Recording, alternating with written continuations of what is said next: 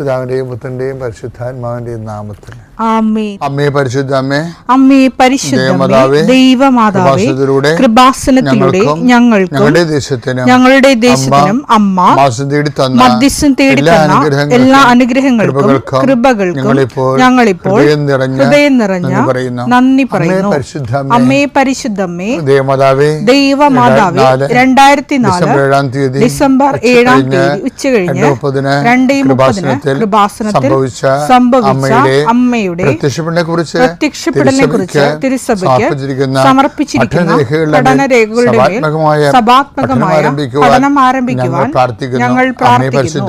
അമ്മേ പരിശുദ്ധമേ, ഭൂസ്വർലോകങ്ങളുടെ രാജ്ഞിയായ അങ്ങേയ്ക്ക് ഭൗമസംരക്ഷണത്തിനായി പ്രപഞ്ചപ്രകൃതിയെ തന്നെ തിരുസഭ പ്രതിഷ്ഠിക്കുവാൻ ഈ പ്രത്യക്ഷീകരണം വഴി ഇടയാക്കണമേ. പരിശുദ്ധമേ, ജപമാല മാതാവേ, സകല പ്രാർത്ഥനയോടും ചേർത്ത് ഞങ്ങളിപ്പോൾ പ്രാർത്ഥിക്കുന്ന ഈ കുടുംബത്തിന്റെ പ്രത്യേക നിയോഗം പറമക്കളെ.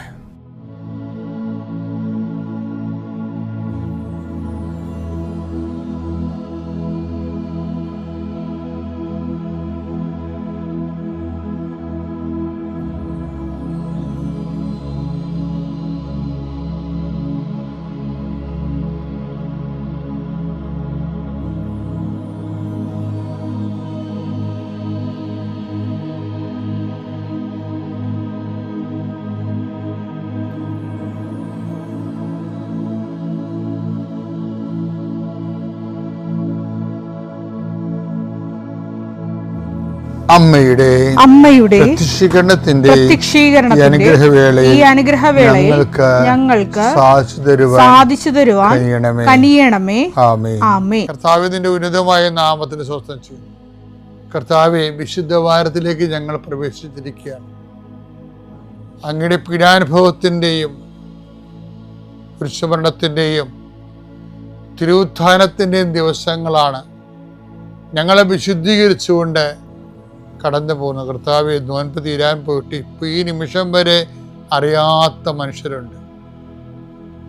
അവർ ശാപം പിടിച്ച രീതിയിൽ അത് അറിയാതിരിക്കുകയും അറിഞ്ഞിട്ട് അംഗീകരിക്കാതിരിക്കുകയും ഓരോരുത്തരും താങ്കളുടെ വഴിക്ക് പോയെന്ന് പറഞ്ഞ പോലെ അവരവരുടെ ലോകത്ത്, അവരുടെ ജോലി, അവരുടെ ഇലക്ഷൻ, അതുപോലെ തന്നെ അവരുടേതായിട്ടുള്ള കർത്താവിനെ അവഗണിച്ചുകൊണ്ട് അവരുടെ തിരക്കുകളിലേക്ക് പോകുന്ന കർത്താവ്, അവർക്കെല്ലാം വേണ്ടി ഞങ്ങളിപ്പോൾ പ്രാർത്ഥിക്കണം ഈശോയെ. അവരുടെ പോരായ്മകളെ പരിഹരിക്കണമെന്ന് പ്രാർത്ഥിക്കുന്നു ഈശോയെ. കർത്താവെ, ഈ ദിവസങ്ങളിൽ പോലും സാക്ഷാൽ വേദന, കർത്താവിനെപ്പോലെ തന്നെ വേദന അനുഭവിക്കുന്ന മനസ്സിലെ ശരീരത്തിലും വേദന അനുഭവിക്കുന്നവരുണ്ട് ഈ ആഴ്ചയിൽ. ചില ആൾക്കാർക്ക് പെസഹക്കാലത്ത് വേദന കൂടുന്നുണ്ട്. ഒരിക്കലും ഇല്ലാത്ത വേദന എല്ലാ പെസഹക്കാലത്തും അനുഭവിക്കുന്നവരുണ്ട്. അവരെല്ലാം കർത്താവെ, അങ്ങയുടെ പീഡാനുഭവങ്ങളോട് അവരെ ചേർത്ത് വെച്ച് അവരെ ഉൾക്കൊള്ളണമേ. അവരെ അങ്ങയെപ്പോലെ അതിജീവിച്ചുകൊണ്ട് ലോകത്തിൻ്റെ പാപത്തിന് പരിഹാരമായിട്ട് സങ്കട നൊമ്പരങ്ങളെ, വേദനകളെ, മുറിവുകളെ കാഴ്ചവെക്കാനും അവരെ സഹായിക്കണേ പ്രാർത്ഥിക്കുന്നു. കർത്താവേ, ലോകം മുഴുവൻ യുദ്ധഭീതിയിലാണ്. മനുഷ്യർ യുദ്ധത്തിൽ നിന്ന് തുടങ്ങി വച്ചിട്ട് ഇനി എങ്ങനെ നിർത്തണമെന്നറിയാൻ പാടില്ലാതെ മർക്കടമുഷ്ടിയോടുകൂടി യുദ്ധത്തിൽ അകപ്പെട്ടിരിക്കുന്ന ലോകത്തെയാണ് ഇന്ന് കാണുന്നത്. കർത്താവെ, ഈ വിഷയത്തിന് വേണ്ടി ദൈവ തീരുമാനം ഉണ്ടാക്കി നിഷ്കളങ്കരെ കുരുതി കൊടുക്കപ്പെടുന്ന അവസ്ഥകളിലും ഈ യുദ്ധത്തിൽ നിന്ന് ലോകത്തെ സംരക്ഷിക്കണമേ, സമാധാനത്തേക്ക് ഞങ്ങളെ നയിക്കണമെന്ന് പ്രാർത്ഥിക്കുന്നു. എല്ലാവരും കരിമരുന്ന് പ്രയോഗം കാണുന്ന പോലെ സാഡിസ്റ്റ് മനസ്സോടുകൂടി ആരെങ്കിലും എവിടെയെങ്കിലും കിടന്ന് തൊലയട്ടെന്ന രീതിയിലാണ് ആൾക്കാർ ചിലർ കാണുന്നത്. കഠിനഹൃദയരെ എല്ലാം കർത്താവെ, ഇതുമൂലം കുഞ്ഞുങ്ങൾക്കും ഗർഭിണികൾക്കും ദുരിതമെന്ന് എപ്പോഴും ബൈബിൾ പറയും. നാളുകളിൽ ഗർഭിണികൾക്കും കുഞ്ഞുങ്ങൾക്കും ദുരിതമെന്ന്. ഏറ്റവും കൂടുതൽ പ്രയാസം അനുഭവിക്കുന്നവർ വർഗം, ഓടിപ്പോകാനോ ഒന്നും പറ്റാത്ത, ഭക്ഷണം കിട്ടാത്ത, പലതരത്തിൽ എന്തെല്ലാം തരത്തിലും ദുരിതങ്ങളാണ് ലോകത്ത് മനുഷ്യർ ഇന്ന് അനുഭവിക്കണത്. അപ്പാടെ അറിയാവുന്നത് ഈ എണ്ണ കിട്ടണില്ല, വിറക് കൊണ്ട് കത്തിക്കണമെന്ന് മാത്രമേ മലയാളിക്ക് അറിയത്തുള്ളൂ. അതല്ല ശരിക്കും, അതിനേക്കാൾ എത്രയോ ദുരിതമായ ലോകത്ത് അനുഭവിക്കുന്നത്. അതുകൊണ്ട് യുദ്ധത്തിൻ്റെ അവസാനത്തിന് വേണ്ടി പ്രാർത്ഥിക്കുന്ന ചെയ്യും. ഒരടുക്കള പോലും കെട്ടുന്നതിന് എന്തൊരു പാടാണ് മനുഷ്യൻ പെട്ടുപാടും. ഒരു കിണറുണ്ടാക്കണത്, ഒരു ജീവിതകാലം മുഴുവനുള്ള കാശ് കൂട്ടിവെച്ച് കിണറുണ്ടാക്കണം. അങ്ങനെ ഓരോ സംഭവം ഉണ്ടാക്കിയെല്ലാം നശിച്ച് നാറാണക്കല്ല് പെരുക്കി കിടക്കുന്നുണ്ട്. അത് ഓരോ മനുഷ്യന്മാരുടെ തിന്മകളാണ് ഈശോയെ. തിന്മകളുള്ള മനുഷ്യർ അധികാരത്തിലേക്ക് വരാതിരിക്കാൻ ദൈവമേ, അതുവഴി രാജ്യം നശിക്കാതിരിക്കാൻ ദൈവമേ ലോകത്തെ നീ അനുഗ്രഹിക്കണമേ എന്ന് പ്രാർത്ഥിക്കുന്നു. രോഗികളെ, പീഡിതരെ, സങ്കടക്കാര്, മക്കളില്ലാത്ത പങ്കാളികളെ, കുടുംബകലഹത്തിലുള്ളവരെ, കേസിലുള്ളവരെ, ജീവിക്കാനും മാർഗമില്ലാത്തവരെ, സാമ്പത്തിക തകർച്ചയുള്ളവരെ, എല്ലാ മേഖലകളിലും വേദന അനുഭവിക്കുന്നവർ, പഠനപരമായിട്ടും യാത്രാപരമായിട്ടും വേദന തടസ്സങ്ങൾ അനുഭവിക്കുന്നവർ, എൻ്റെ കർത്താവിനുമായ നാമത്തിൽ സഭയുടെ അധികാരത്തിൽ കുരിശിൻ്റെ അടയാളത്തിൽ ഈ ദിവസം കർത്താവ് നിന്നെ ശക്തീകരിക്കുകയും എല്ലാ സംഘടന അതിജീവിക്കാൻ ആത്മമാതാവ് നിനക്കൊരു മധ്യസ്ഥ വഹിക്കുകയും ചെയ്യട്ടെ. നിത്യപിതാവും പുത്രനും പരിശുദ്ധാത്മാവിശ്വരം നീക്കുവാമേ. വിശ്വാസ പ്രമാണം. സർവശക്തനായ പിതാവും ആകാശത്തിന്റെയും ഭൂമിയുടെയും സൃഷ്ടാവുമായ ദൈവത്തിൽ ഞാൻ വിശ്വസിക്കുന്നു. അവിടുത്തെ ഏകപുത്രനും ഞങ്ങളുടെ കർത്താവുമായ ഈശോമിശിഹായിലും ഞാൻ വിശ്വസിക്കുന്നു. ഈ പുത്രൻ പരിശുദ്ധാത്മാവിനാൽ ഗർഭസ്ഥനായി കന്യകാമറിയത്തിൽ നിന്ന് പിറന്ന് പൊന്തിയോസ് പീലാത്തോസിന്റെ കാലത്ത് പീഡകൾ സഹിച്ച് കുരിശിൽ തറയ്ക്കപ്പെട്ട് മരിച്ച് അടക്കപ്പെട്ട് പാതാളങ്ങളിൽ ഇറങ്ങി മരിച്ചവരുടെ ഇടയിൽ നിന്ന് മൂന്നാം നാൾ ഉയർത്ത് സ്വർഗത്തിലേക്ക് എഴുന്നള്ളി സർവശക്തിയുള്ള പിതാവായ ദൈവത്തിന്റെ വലതുഭാഗത്തിരിക്കുന്നു. അവിടെ നിന്ന് ജീവിക്കുന്നവരെയും മരിച്ചവരെയും വിധിക്കുവാൻ വരുമെന്നും ഞാൻ വിശ്വസിക്കുന്നു. പരിശുദ്ധാത്മാവിലും ഞാൻ വിശ്വസിക്കുന്നു. വിശുദ്ധ കത്തോലിക്കാ സഭയിലും പുണ്യവാന്മാരുടെ ഐക്യത്തിലും പാപങ്ങളുടെ മോചനത്തിലും ശരീരത്തിന്റെ ഉയർപ്പിലും നിത്യമായ ജീവിതത്തിലും ഞാൻ വിശ്വസിക്കുന്നു. ആമേൻ. സുഖസ്ഥനായ ഞങ്ങളുടെ പിതാവേ, അങ്ങയുടെ നാമം പൂജിതമാകണമേ. അങ്ങയുടെ രാജ്യം വരണമേ. അങ്ങയുടെ തിരുമനസ് സ്വർഗത്തിലെ പോലെ ഭൂമിയിലും ആകണമേ. അന്നു വേണ്ടുന്ന ആഹാരം ഇന്ന് ഞങ്ങൾക്ക് തരണമേ. ഞങ്ങളോട് തെറ്റ് ചെയ്യുന്നവരോട് ഞങ്ങൾ ക്ഷമിക്കുന്നത് പോലെ ഞങ്ങളുടെ തെറ്റുകൾ ഞങ്ങളോടും ക്ഷമിക്കണമേ. ഞങ്ങളെ പ്രലോഭനത്തിൽ ഉൾപ്പെടുത്തരുതേ, തിന്മയിൽ ഞങ്ങൾ രക്ഷിക്കണമേ. ആമേൻ. നന്മ നിറഞ്ഞ മറിയമേ, സ്വസ്തി. കർത്താവ് അങ്ങയുടെ കൂടെ സ്ത്രീകളിൽ അങ്ങ് അനുഗ്രഹിക്കപ്പെട്ടവളാകുന്നു. അങ്ങയുടെ ഉദരത്തിൻ ഫലമായി ഈശോ അനുഗ്രഹിക്കപ്പെട്ടവനാകുന്നു. പരിശുദ്ധ മറിയമേ, തമ്പുരാന്റെ അമ്മേ, പാപികളായ ഞങ്ങൾക്ക് വേണ്ടി ഇപ്പോഴും ഞങ്ങളുടെ മരണസമയത്തും തമ്പുരാനോട് അപേക്ഷിക്കണമേ. ആമേൻ. ഇന്ന് ഞങ്ങളെപ്പോലുള്ളവർക്ക് വേണ്ടി നിങ്ങൾ പ്രാർത്ഥിക്കണം. ഈ കാലഘട്ടത്തിൽ കർത്താവിൻ്റെ തിരുരക്തങ്ങളെടുത്ത് വാഴ്ത്തി ആശീർവദിച്ച് ജനങ്ങൾക്ക് കൊടുത്ത് അവിടുത്തെ പീഡാനുഭവത്തിൻ്റെ ദിവ്യരഹസ്യങ്ങളുടെ സൂക്ഷിപ്പുകാരാകാൻ ഈ കാലഘട്ടത്തിൽ ഞങ്ങളെ വിളിച്ചു. ഞങ്ങളുടെ വിശ്വാസത്തിലും പ്രവൃത്തിയിലും നിലനിൽക്കാനും അനേകം ദൈവവിളികൾ സഭയ്ക്ക് ഉണ്ടാകാൻ വേണ്ടി ഞങ്ങൾ പ്രാർത്ഥിക്കണം. ഇന്ന് സഭ അതുപോലെ തന്നെ കർത്താവ് സ്ഥാപിച്ചതാണ് പരസ്നേഹത്തിൻ്റെ കൽപ്പന. അതും നിങ്ങളെന്നെ ഗുരുവെന്നും കർത്താവെന്നും വിളിക്കുന്നു. അത് ശരി തന്നെ. നിങ്ങളുടെ ഗുരുവും കർത്താവുമായി ഞാൻ നിങ്ങളുടെ പാദങ്ങൾ കഴുകിയെങ്കിൽ നിങ്ങളും പരസ്പരം പാദങ്ങൾ കഴുകണം. ഇത് അഭിഷേകത്തോടെ ഒരു വ്യക്തി സ്വീകരിച്ച ഈ ലോകത്തിലും കുടുംബത്തിലും സമാധാനം ഉണ്ടാകും. ഇന്നും ഇത് സ്വീകരിക്കപ്പെട്ടിട്ടില്ല എന്നുള്ള സങ്കടകരമായ തിരിച്ചറിവാണ്. സഭ ഇനിയും നിലനിൽക്കേണ്ടി വരും. അതിനുവേണ്ടി നമ്മൾ പ്രവർത്തിക്കേണ്ടി വരും എന്നുള്ള വെല്ലുവിളി നമുക്ക് തരുന്നത്. എങ്കിലും ആവുന്നിടത്തോളം കർത്താവിൻ്റെ വചനത്തോട് ഐക്യദാർഢ്യം പ്രവർത്തിക്കൊണ്ട് കർത്താവ് കുർബാന സ്ഥാപിച്ചതിനാണ് ഏറ്റവും കൂടുതൽ നന്ദി. അഗസ്തീനോസ് പറഞ്ഞ എപ്പോഴും ഞാൻ ഓർക്കും. ദൈവം തന്നെ വീണ്ടും മനുഷ്യപുത്രൻ ജനിച്ചാലും ദൈവം തന്നെ വീണ്ടും മനുഷ്യനായി അവതരിച്ചാലും കുരിശുമരണം ഭരിച്ചാലും മരിച്ചുയർത്തെഴുന്നേറ്റാലും പരിശുദ്ധ കുർബാന സ്ഥാപിക്കുന്ന പോലൊരു കാര്യം ചെയ്യാൻ ദൈവത്തിന് പോലും ഇനി പറ്റത്തില്ല. അത്രയ്ക്ക് മനോഹരമാണ്. ഞാൻ കഴിഞ്ഞ ദിവസങ്ങളിൽ നിങ്ങളോട് പറഞ്ഞായിരുന്നു, നീ ഓർക്കുന്നുണ്ടോയെന്ന് അറിയത്തില്ല. പങ്കാളിത്ത സാന്നിധ്യം ഈ മാസത്തെ ഏറ്റവും നല്ല വെളിപാടായിരുന്നത് പരിശുദ്ധ കുർബാനയുടെ പങ്കാളിത്ത സാന്നിധ്യം. ഞാൻ നിങ്ങളുടെ കൂടെ ഉണ്ടാകുമെന്നുള്ളത് കർത്താവ് എന്നും ദൈവവചനം ഉദ്ഘോഷിക്കുന്ന ഒരു വലിയ സാന്നിധ്യമാണ്. പക്ഷേ നിങ്ങൾ എന്നെ വസിക്കുകയും ഞാൻ നിങ്ങളിൽ വസിക്കുകയും ചെയ്യുന്നതെന്ന് പറയുമ്പോൾ അതൊരു പരസ്പര പങ്കാളിത്ത സാന്നിധ്യമാണ്. എന്നിട്ട് വരുന്നത് വാങ്ങി ഭക്ഷിക്കുവാൻ എന്ന് ഈശോ പറയുമ്പോൾ പരിശുദ്ധ കുർബാനയിലൂടെ അവിടെ നമ്മളിൽ വസിക്കുകയും. ഇതുപോലെ തന്നെയാണ് കർത്താവിൻ്റെ വാക്കുകൾ നമ്മൾ കേട്ടാൽ നമ്മൾ കർത്താവിൽ വസിക്കും. അതാണ് ഞാൻ നേരത്തെ പറഞ്ഞത്, പങ്കാളിത്ത പരസ്പര പൂരകമായിട്ടുള്ള പ്രസൻസാണ്.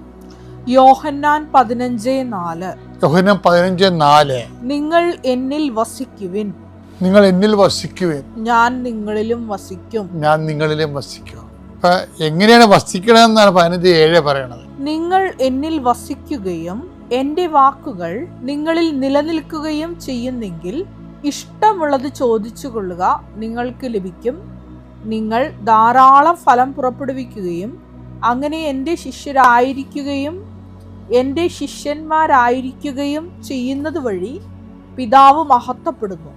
അതായത് നിങ്ങൾ എന്നിൽ വസിക്കുകയും എൻ്റെ വാക്ക് നിങ്ങളിൽ നിലനിൽക്കുകയും ചെയ്യുമ്പോൾ അപ്പം എന്താ സംഭവിക്കണത്? അപ്പം ഈശോയിൽ നമ്മൾ വസിക്കുന്നത് ഈശോ വാക്ക് നമ്മൾ നിലനിൽക്കുന്ന അനുസരിച്ചാണ്. അതായത് ഈ ആഴ്ച ഈശോയുടെ വാക്ക് നമ്മൾ കേട്ടു, അടുത്ത ആഴ്ച നമ്മൾ കേട്ടില്ല, അടുത്തതിൻ്റെ പിന്നത്തെ ആഴ്ച അങ്ങനെ കേൾക്കാൻ പറ്റത്തില്ല. ഇതിൻ്റെ ഒരു കണ്ടിന്യൂറ്റി ഉണ്ട്. അതാണ് എൻ്റെ വാക്ക് നിങ്ങൾ നിലനിൽക്കുന്ന മാത്രമേ യോഹന്നാൻ 15:7 അനുസരിച്ച് കൊണ്ട് കർത്താവ് കണ്ടിന്യൂസ് ആയിട്ട് കർത്താവിൻ്റെ കൃപയെ വചനത്തിൽ നിൽക്കുമ്പോഴത്തേക്കാണ് കർത്താവ് വസിക്കുന്നത്.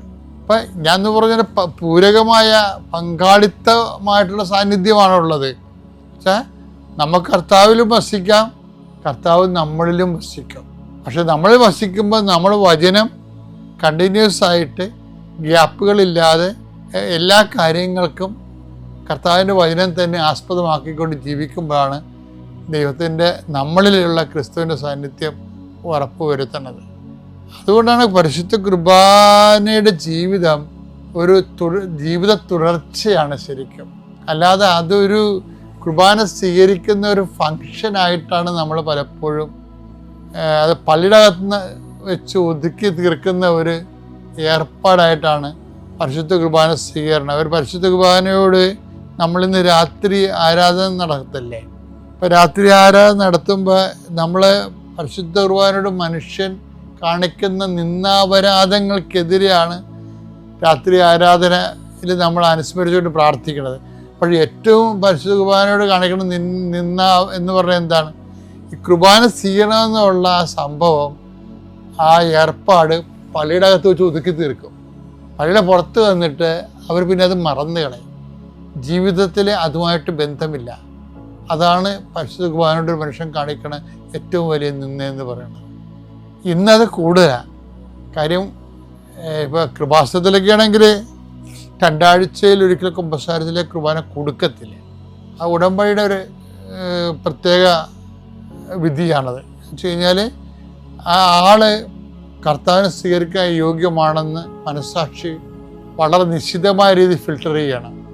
കാര്യം ഞാൻ ഈ ഇടവകയിലൊക്കെ ഇരുന്നപ്പോൾ പല ആൾക്കാരും നമുക്ക് ആൾക്കാരെ വിധിക്കാൻ കൊള്ളത്തില്ലെങ്കിൽ പോലും പരിശുദ്ധ കുർബാനയുടെ അച്ചടക്കമില്ലാതെ കുർബാന സ്വീകരിക്കുന്ന ഒത്തിരി പേര് കണ്ടിട്ടുണ്ട്. നമ്മുടെ കുടുംബങ്ങളിൽ തന്നെ നമ്മുടെ കുഞ്ഞുങ്ങൾക്ക് പരിശുദ്ധ കുർബാനയോട് ആദരവും ആരാധനയും തോന്നുന്ന കാര്യം കുർബാന സ്വീകരിച്ച ശേഷം നമ്മൾ വീട്ടിൽ വന്ന് കാണിക്കുന്ന കോപ്പറേറ്റ് തരങ്ങളാണ്. അപ്പം അതുകൊണ്ട് നമ്മളെല്ലാവരും തന്നെ പരിശുദ്ധ കുർബാനയോട് നിന്നാപരാധന കാണിക്കുന്നവരാണ്.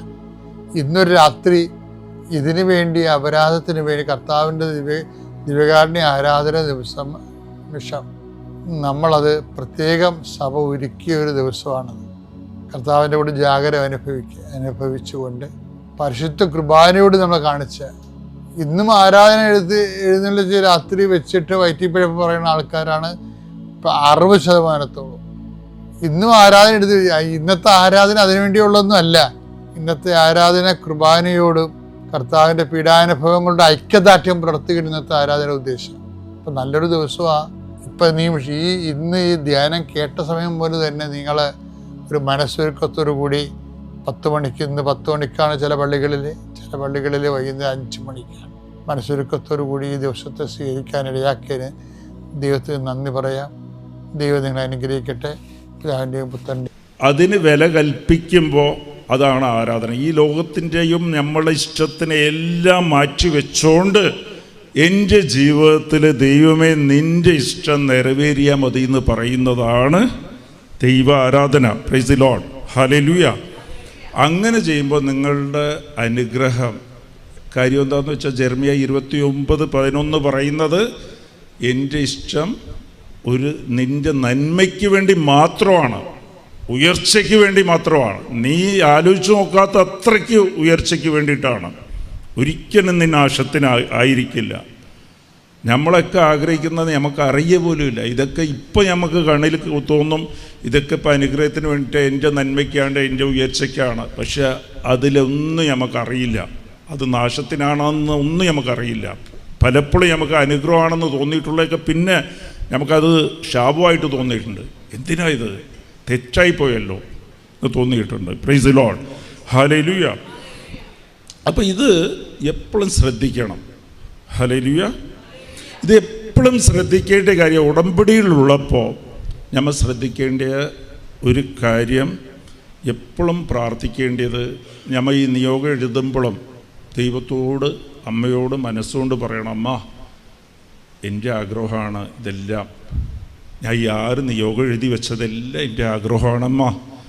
അമ്മയ്ക്ക് ഇഷ്ടമുണ്ടെങ്കിൽ മാത്രമേ തരാവൂ കേട്ടോ, ഇല്ലെങ്കിൽ ഒരിക്കലും ഇത് എനിക്ക് തന്നേക്കരുത്. Praise the lord. എനിക്കറിയില്ലല്ലോ ഞാൻ ചോദിച്ചേക്ക്, എന്നെക്കാളും നിനക്കല്ലേ അറിയാവൂ ഞാൻ ചോദിച്ച വിഷയങ്ങൾ.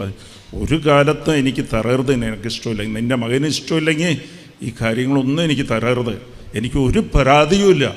പക്ഷെ നിനക്കിഷ്ടമുണ്ടെങ്കിൽ എനിക്കിത് തന്നേക്കണം. Praise the lord. നിനക്കിഷ്ടമുണ്ടെങ്കിൽ എനിക്ക് തന്നെ.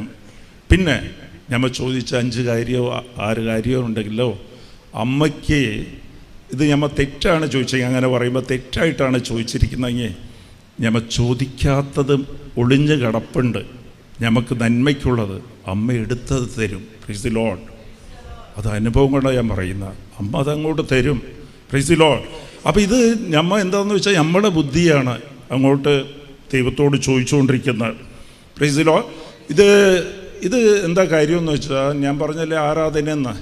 അപ്പോൾ ഈ ആരാധിക്കണമെങ്കിലും ദൈവത്തോട് ചോദിക്കണം. എപ്പോഴും ഒരു കാര്യം ശ്രദ്ധിക്കണം, ഞാൻ ദൈവത്തിലിരുന്ന് അകന്നു പോയാൽ ഇല്ല, അത് എപ്പോഴും ശ്രദ്ധിക്കണം. ഉടമ്പടിയിലുള്ള മക്കൾ ആദ്യം ഉടമ്പടി രൂപപ്പെട്ടത് തന്നെ അനുതാപം വഴിയാണ് രൂപപ്പെട്ടത്. Price the Lord. നീ അനുദപിക്കുമ്പോൾ നിനക്ക് അനുഗ്രഹം കിട്ടും. Price the Lord. അപ്പോൾ ഇത് എപ്പോഴും ശ്രദ്ധിക്കേണ്ട ഒരു കാര്യം, അനുദപിച്ച് നമ്മൾ ദൈവത്തിൻ്റെ അടുത്ത് നിൽക്കണം. നമ്മൾ പിശാച് ചെയ്യുന്ന പരിപാടി എന്താ, നമ്മൾ കാലത്തേക്ക് നമ്മൾ നല്ല വിശ്വാസത്തിലും പ്രാർത്ഥനയും നല്ല സന്തോഷത്തിലായിരിക്കും. വൈകുന്നേരം അറിയുമ്പോഴത്തേക്കും ആ സന്തോഷമൊക്കെ എവിടെ പോയി എന്നറിയില്ല, വിശ്വാസവും അറിയില്ല, പ്രാർത്ഥിക്കാൻ തോന്നില്ല. അതിൻ്റെ കാരണം എന്താണെന്ന് വെച്ചാൽ, നമ്മൾ ഈ പിശാച് ചെയ്യുന്നത് നമ്മളെ വാക്കാലും നമ്മൾ ചിന്തയാലും നമ്മൾ പലപ്പോഴും സംസാരിക്കുമ്പോൾ ശ്രദ്ധിക്കണം. നമ്മളറിയാതെ കുറേ പാവങ്ങളെ നമ്മളെ കുരുക്കിയിടും.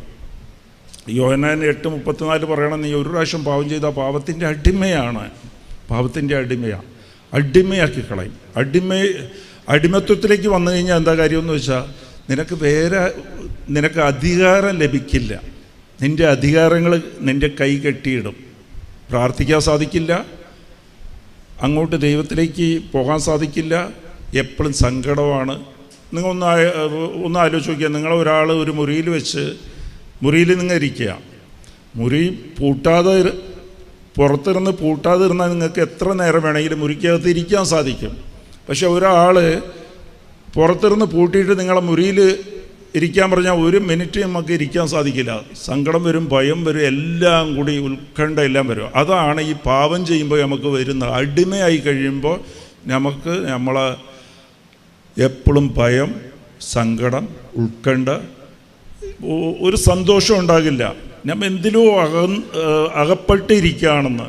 അപ്പോൾ അതിലിറക്കിയിരുന്ന് പുറത്തേക്ക് വരണം. Price the Lord. പുറത്തേക്ക് വരുന്നത് എങ്ങനെയാണ്? അപ്പോൾ ഇന്നും ശ്രദ്ധിക്കണം, ഉടമ്പടി ചെയ്തിട്ടുള്ള മക്കൾ നമ്മുടെ ജീവിതത്തിൽ എഴുതി വയ്ക്കുക, അനുദപിക്കണം. Price the Lord. അപ്പോൾ അനുദപിക്കാൻ അറിയാവോ? എന്താ അനുതാപം? അനുതാപം എന്താ? അനുതാപം എന്ന് പറയണത് തിരിച്ചറിവാണ്. ഞാൻ പാപിയാണ്, ഞാൻ തെറ്റ് ചെയ്തു പോയി, ഞാൻ കൊള്ളൂല, ദൈവമേ എന്നെക്കൊണ്ട് ഞാൻ പാപിയാണ്, ഞാൻ നല്ലവനില്ല. പിശാച് നമ്മളെ മനസ്സിൽ തിരിച്ചു വെച്ചിരിക്കുക. ഏതെങ്കിലുമൊക്കെ കാരണം പറഞ്ഞു, ഞാൻ ഇന്ന് കാലത്തെ 4 കൊന്തോ ചൊല്ലിയല്ലോ, 1/2 മണിക്കൂർ ബൈബിൾ വായിച്ചല്ലോ, ഞാൻ കൊള്ളാം കേട്ടോ, ഞാൻ നല്ലവനാണ്, ഞാൻ നല്ലവളാണ്, കമ്പയർ ചെയ്യും. പിശാച് എന്താ ചെയ്യിപ്പിക്കുകയെന്ന് വെച്ചാൽ ഒറ്റുനോക്കിപ്പിക്കും മറ്റുള്ളവരെ. ആ പള്ളിയിലുള്ള അവരോട് ചോദിക്കും, നീ ബൈബിൾ വായിച്ചാൽ? ഞാൻ 3 ദിവസമായിട്ട് ബൈബിൾ വായിച്ചില്ല, കൊള്ളാം, അവളെക്കാളും ഞാൻ കൊള്ളാം. ഇങ്ങനെയാണ് പിശാച് തോന്നിപ്പിച്ച് വയ്ക്കണം. അപ്പോൾ അതൊരു സന്തോഷം. അതിനേക്കാളും ഞാൻ ബെറ്ററാണ്, ഞാൻ കൊള്ളാം. നീ എത്ര രൂപ കൊടുത്ത്? പള്ളിക്ക് എത്ര കൊടുത്ത്? ഞാൻ 500 കൊടുത്ത്. അപ്പോൾ മനസ്സിൽ തോന്നി ഞാൻ 5000 രൂപ കൊടുത്തിട്ടുണ്ടല്ലോ, അപ്പോൾ ഞാനാണ് മെച്ചം. പിന്നെ ആസ്പത്രിയിൽ എത്ര പൊതി ചോറ് കൊടുത്ത്? ഞാൻ 10-50 കൊടുത്ത്, ഇന്നലെയും കൊടുത്ത്, ഇന്നും കൊടുത്ത്. അപ്പോൾ ഞാനാണ് മെച്ചം, അപ്പോൾ എനിക്ക് ഒരു കുറവും ഉണ്ടാകില്ല. Price the Lord. ഇതൊക്കെ അഹങ്കാരമാണ്. എന്ത് ചെയ്താലും നമ്മൾ നോക്കേണ്ടത് ആരോടാണ്? ഈശോയാണ് നോക്കേണ്ടത്. ഈശോയെ കമ്പയർ ചെയ്യുമ്പോൾ ഞാൻ എങ്ങനെയാണ്? 7 പ്രാവശ്യം ഞാൻ ക്ഷമിച്ചിട്ടുണ്ടോ? അതേപോലെ എന്നെ പീഡിപ്പിച്ചവർക്ക് വേണ്ടി ഞാൻ പ്രാർത്ഥിച്ചിട്ടുണ്ടോ? അനുഗ്രഹിച്ചിട്ടുണ്ടോയെന്ന് വെച്ചാൽ എന്താ? നിന്നെ പീഡിക്കുന്നവരെ കുറിച്ച് നീ എങ്ങനെയാണ് അനുഗ്രഹിക്കുന്നത്? പീഡിപ്പിക്കുന്നവരെ എങ്ങനെയാണ് അനുഗ്രഹിക്കാൻ സാധിക്കുക? അനുഗ്രഹിക്കുന്നത് എങ്ങനെയാണ്? അയാൾ പീഡിപ്പിച്ചിട്ട് പോയല്ലോ, അയാളെ പോയി എങ്ങനെയാണ് അനുഗ്രഹിക്കുക? അയാളെക്കുറിച്ച് കുറ്റം പറയാതിരിക്കുക ആരോടും. അയാൾക്ക് വേണ്ടി പ്രാർത്ഥിക്കണം. അതേപോലെ ഒരുത്തൻ നിന്നോട് കടം ചോദിക്കാൻ വന്ന്, നിൻ്റെ പോക്കറ്റിൽ 100 രൂപ ഉണ്ടെങ്കിൽ നിനക്ക് പറ്റുമെങ്കിൽ 50 രൂപ എടുത്ത് കൊടുക്കുക. അവൻ്റെ കയ്യിൽ കാശ് വെച്ചുകൊണ്ടാണ് അവൻ ചോദിച്ചാലും നീ കൊടുക്കാൻ ബാധ്യസ്ഥരാണ്. ഈശോ പറഞ്ഞിട്ടുള്ളത് ചോദിക്കുന്നവർക്ക് കൊടുക്കുക, തിരിച്ച് ചോദിക്കല്ലേ. അപ്പം തിരിച്ച് ചോദിക്കാത്ത അത്രയും നീ കൊടുക്കുക.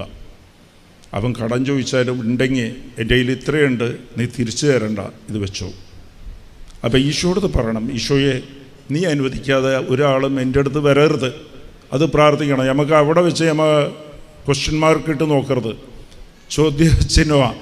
ഇയാൾ സത്യമായിട്ട് ചോദിക്കുകയാണോ ഇല്ലേ? വെറുതെ വന്നിട്ട് അയാളെ കയ്യിൽ കാശും വെച്ച് വെറുതെ കിട്ടുന്നതല്ലേ? ഞങ്ങളൊക്കെ ഉടമ്പടി എടുത്തിട്ടുണ്ടെന്ന് അറിഞ്ഞല്ലേ വന്ന് ചോദിച്ചാൽ കാശ് കൊടുക്കേണ്ടി വരും. അങ്ങനെ സഹായിക്കുന്നവരെ ഇല്ലെന്ന് പറയാമെന്ന്. അങ്ങനെയില്ല, ഇല്ലെന്ന് പറയാൻ നമുക്ക് അധികാരമില്ല.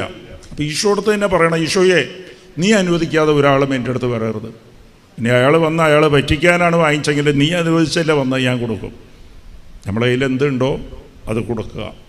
അത് പിന്നെ അത് ഓർത്ത് വേറെ ആരോട് പറഞ്ഞ് അത് ചെയ്യാൻ പാടില്ല. Price the Lord. അപ്പോൾ ഇത് എപ്പോഴും ശ്രദ്ധിക്കണം.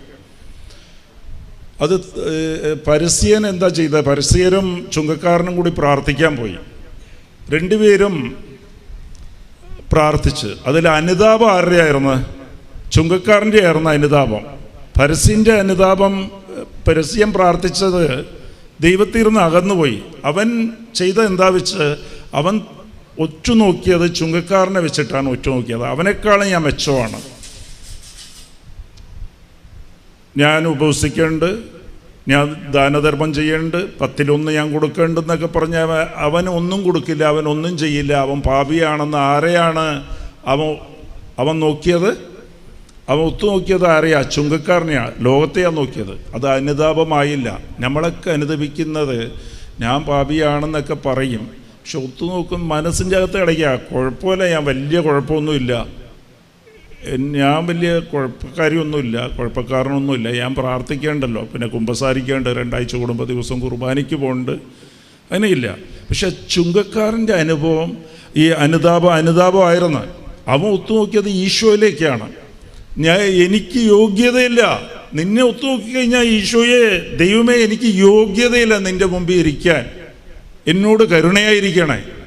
അപ്പം ഞാൻ പാപിയാണെന്നുള്ളൊരു ഉൾക്കാഴ്ച ഉണ്ടാകണം. അത് തന്നെയാണ് അനുതാപം.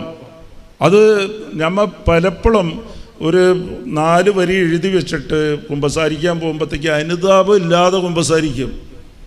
ഞാൻ പാപിയാണെന്നുള്ളൊരു ബോധ്യമാണ്. ഈശോയുടെ കുരിശ് അപ്പം കാണുമ്പോൾ, കുർബാനയ്ക്ക് വരുമ്പോൾ അപ്പം കാണുമ്പോൾ കണ്ണ് നിറയണം, ഹൃദയം ഭാരപ്പെടണം.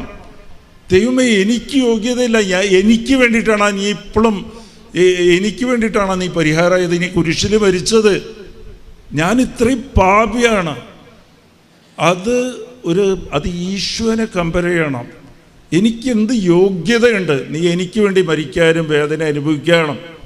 അപ്പം ഞാനിന്ന് നുണ പറഞ്ഞു പോയി.